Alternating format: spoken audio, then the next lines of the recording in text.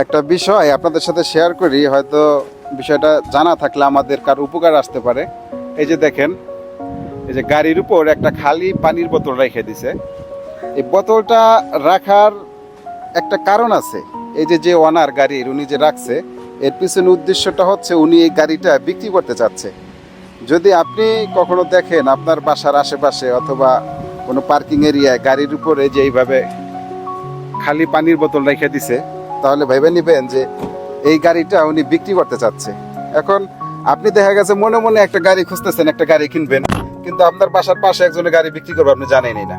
ওই যে গাড়ির সামনে নাম্বার দিয়ে রাখছে, অনেকে আবার প্রাইসও দিয়ে রাখে যে কত হইলে উনি বিক্রি করবো।